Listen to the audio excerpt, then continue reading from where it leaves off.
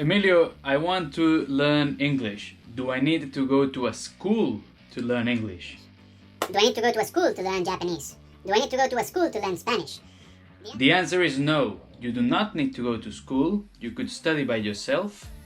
Good day guys, welcome to Understanding Languages, where we talk about language learning. I am Emilio, and on this video we're gonna compare learning a language by yourself and learning a language going to school. So learning by yourself has some good things, but also going to school has some good things too. When you study by yourself, you're learning from things that you're interested in, and this is cool. I mean, once you go through the basics, and you can go through the basics quite quickly, this is one good thing of studying by yourself. You can start listening, or you can start using material that is interesting for you, and then you learn from that.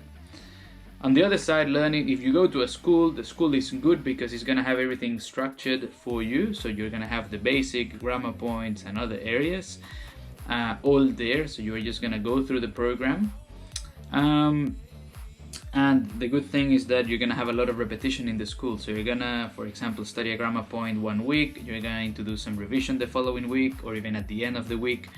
And that's probably something that it's more difficult to do if you study by yourself, to doing all this repetition. Now, let me know in the comments, how did you learn English? To study by yourself, you need to put a lot of self-study hours.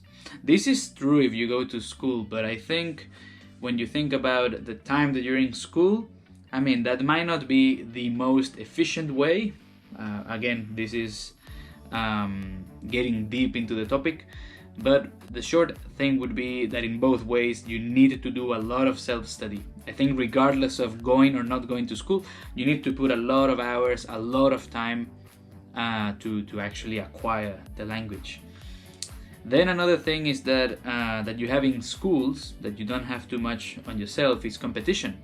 Quick rule, quick tip is just compare yourself with yourself. Another thing that really depends on you is going to be motivation, you know, because for some people going to school can be a good motivation. It's like, oh, I paid for this, I want to go, and then I'm going to talk to the teacher and you know, meet people. Some of my students are forced into school, so they don't want to be there. Probably their parents got them in the school, or for whatever reason they have to do it and it wasn't their choice. Then it's a little bit different, so you can be demotivated in school.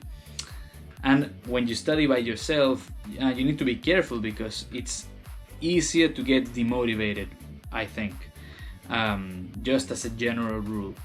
It's a bit more difficult to stay motivated. I think something that would help is using comprehensible input, like I mentioned in my previous video. Because this way, when you're using things that you like, that you're interested in, you stay there, and that's gonna keep you motivated. Yeah. There are some cases where I think you should go to school. Look at it as the experience of traveling, going to a country, visiting a country. That would be very nice.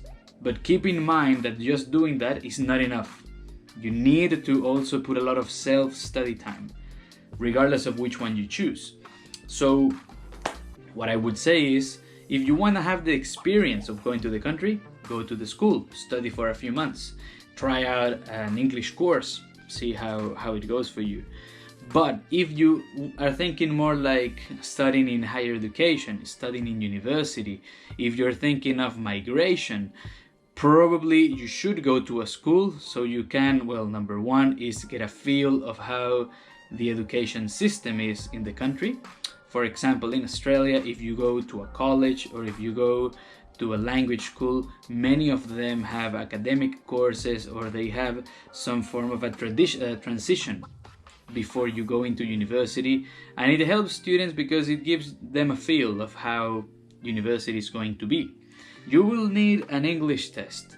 So if you needed to pass a test, I recommend going to school. Is that the only thing that you should do? No. At the end of the day, you have to choose which one to do. I would say doing a mix of both would be great. I hope you enjoyed the video and maybe it gives you some clarity as to what to do next. I also hope this video motivates you to study more by yourself, because at the end of the day you need to put many hours. Bye. I will see you in the next video. If you want to know more about this topic, because this topic is very broad, let me know in the comments. I'm more than happy. I would love to do a part 2. Let me know what you think. Thank you so much for watching, and I will see you in the next video. Bye for now.